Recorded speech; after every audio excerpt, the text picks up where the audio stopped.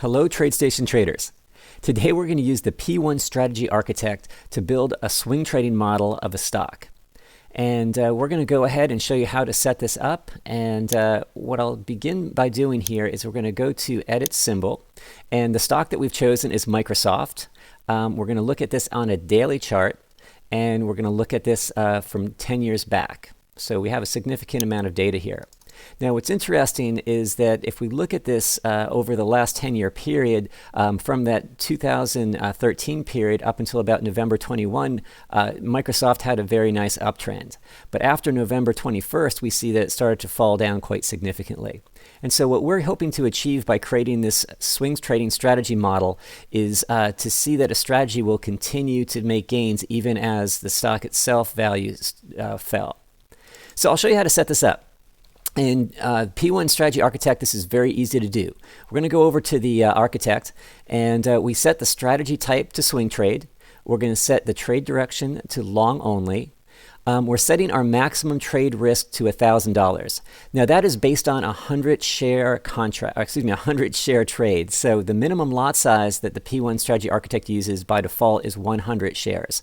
So this means that the largest loss we're going to take is $1,000 off of a 100 share trade. The next thing we're going to do is decide what our holding period is. The max days per trade is set to 30. And this basically says that we're only interested in trades for about a month. In other words, we're only holding on to trades for 30 days or less. The architect is going to decide what the ideal value is.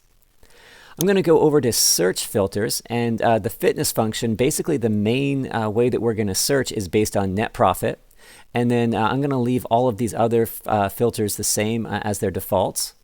And then under AI settings, I am going to make a couple changes here. We're going to take our search iterations and turn that up to 3. That means we're going to make 3 distinctly different searches. And we're going to change both the population size and the generations to 200. So we're going to expand this just a little bit from its normal default values to get a more comprehensive search. Once these settings are in place, that's all we have to do. We're going to hit Start Search, and we're going to let the P1 Architect do its thing. Now we're going to look at a little time lapse along the chart on the bottom left hand, which shows the progress of the strategies as they find better and better values and stair step upward. Okay, the search has completed, and you'll notice that now the table in the strategy analysis section right below the chart has updated with the strategies that all met our criteria from our search. And what I'm going to do is I'm going to go ahead and click on a column heading, and these can be sorted by any column heading, but I'm going to look for what has the highest profit factor. I see here it's actually trade number 4, strategy number 4 has a profit factor of 2.83. By clicking on that, it's going to update the chart to those values. And if we draw our attention over to the right-hand side in our selected performance graph, we can see 2 different equity curves. The yellow represents what our strategy has achieved. The green represents what that buy and hold equivalent can be. And here you can see that strong downturn that occurred on the benchmark profit, but our strategy that we are developing, the model is actually continuing to show increase in equity and revenue during that time period. If we draw our attention down to the performance section, we can see that numerically as well, where the strategy profit achieved $30,367, while the benchmark profit was significantly less than that, at only $20,103. And this took 80 trades to achieve, with a profit factor of 2.83, winning percentage of 68.75, an average profit per trade or expectancy of $379.59, with a maximum drawdown of $3,892. Keep in mind this is on a 100 share basis, and if we were to increase this, obviously we would see a much higher profit value because of that.